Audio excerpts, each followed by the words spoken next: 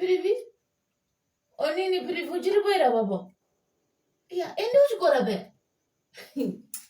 Ende uchikora. Ungambati kwa ima ya ende uchikora ndinodzingwe fees. Kwakazguya ine fees, school fees mangwani. Atina fees, andina mari zvino. Mari ndinozotoiona mwedzi unouya uno waFebruary wakuhlekwa. Petinotanga kukandirana mikando yedu tinokandirana semadzimai muno. Society yedu. Ndo pendinoone mari. Zvine zvienda wabira onini. Headmaster kuti kwai ndima handina mari. Ndichazouya nayo mari. Ona wakambohora ere mwedzi usati wapera. Kurokoti January uno wa 2023 gore jwaruno. Vototi kwai onini tode school fees inobva pari.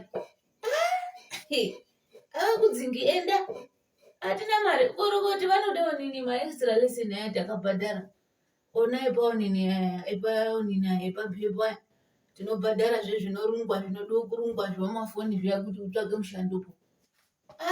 Atina mari. Vakakudzinga ere kuti kwai tokudzinga kuti kwai auna fees. Kunofundwa ere kuchikora kwacho kunofundwa ere ngoti maticha achona atodzare kumaonini kuma extra lesson ndokwa adzara maticha kwaanofundisa. Ino kuchikora kwemene kwacho kwemunoti tibhadharire fees kwaanoti wanode fees. Hakuna maticha ariyo achauya. Unoona maticha mairi kana kuti maticha mairi matatu. Musikari wachozo andozve munobhuya kuti kwai ana ticha onini uya weonini weshona wayariyo neubhaibheri wayariyo negeography wayariyo. Vamweni veshe havauyi kuchikora. Vanenge vari kuma extra lesson. Wetinobhadhara futi.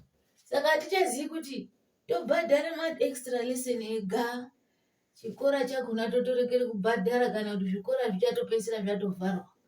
Kusisina zvikora zvichafundwa. Ngokuti apana avatomukudzingi. Avakudzingi ungatotambudzika hako kutonini kutokatara kuti kwai ndinodzingwa. Udzingwi. Ende kuchikora ndichava vakakudzinga ndinouyeyo zvendobhuya navo.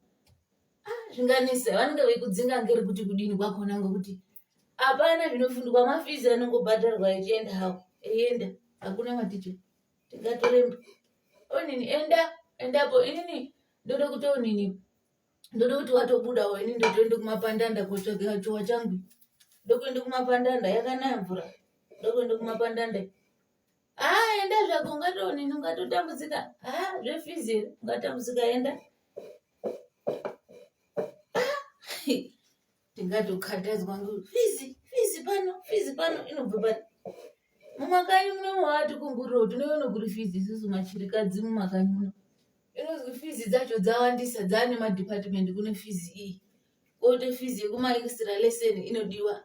Fizi yekuchikora yekugara pabhenji kwega inodiwa. Dai kubhadhara kuti mwakagara pamatebhura echikora. Mwakagara pamaoniniwo wawo mwechinyora. Dai ndizvo zvinobhadharwa hatichaziyi hedu. Ino kuonini kumafoni ino ekutokonya ekutsvake mushando pamhepo apo. Kunodiwa zvemari inodiwa yekuti uone kutenge chekurunga mufoni.